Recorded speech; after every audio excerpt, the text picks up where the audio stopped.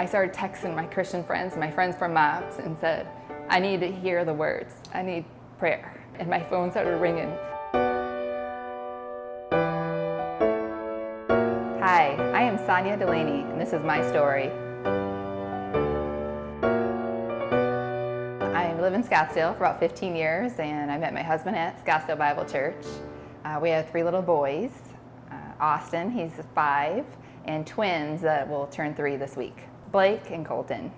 So ABC, and our last name starts with D, Delaney. And just a really busy mom. I love to take my boys to activities, and we're always, leaving the house, going to the Children's Museum, and lots of different play dates. I was in the best shape of my life when I went to sleep on New Year's Eve. I went to bed writing out what I'm going to do for 2012. I should set the bar a little bit higher, maybe do a, triathlon or some extreme marathon, because I was feeling great.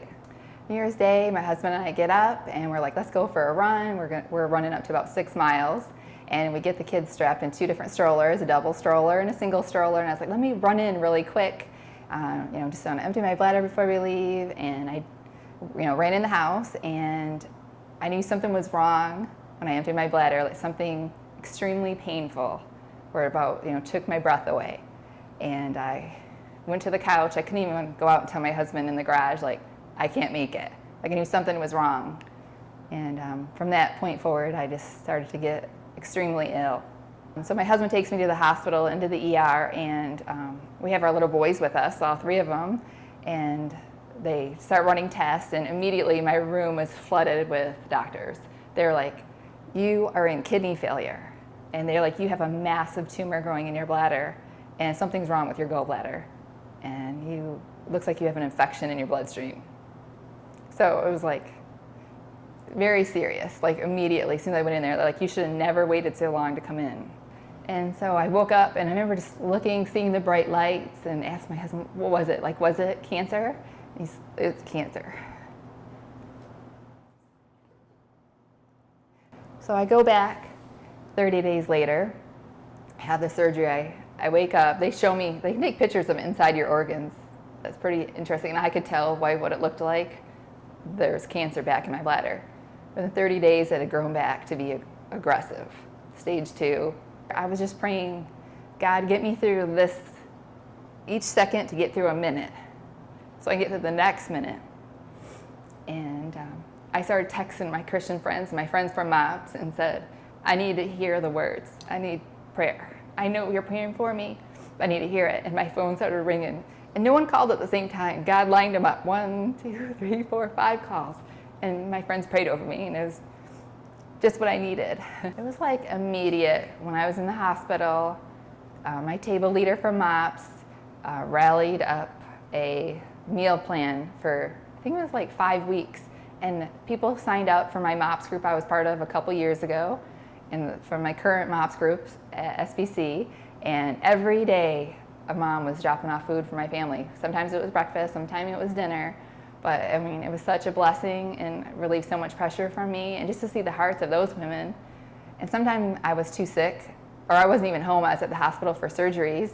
But just to hear those women's voice in my house. And I was like, I know they left their family and their kids, and they have a lot to do, and they made a meal for my family. It was very touching. One night, we thought I wasn't going to be able to have surgery, and my mother-in-law needed to leave our house by 4 o'clock to get to her job. And then as soon as she needed to leave for work, they came in and said, we're taking your wife into surgery. This is my 2nd surgery. So my husband's like, what do? I was like, well, there's this girl at my MOPS table.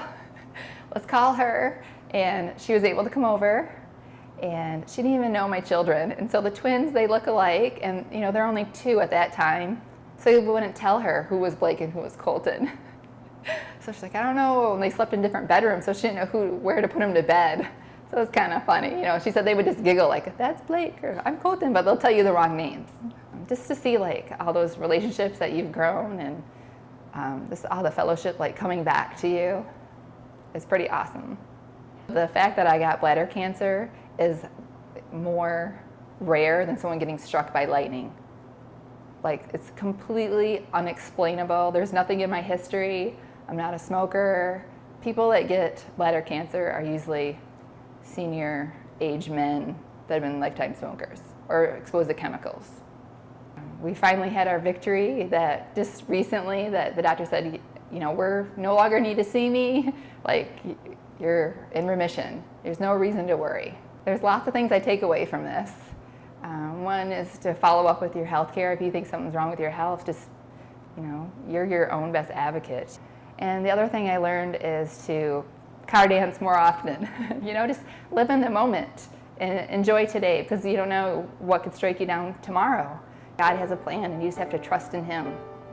And whatever His plan is, I know something great's going to come out of this, and I just want to be His vessel.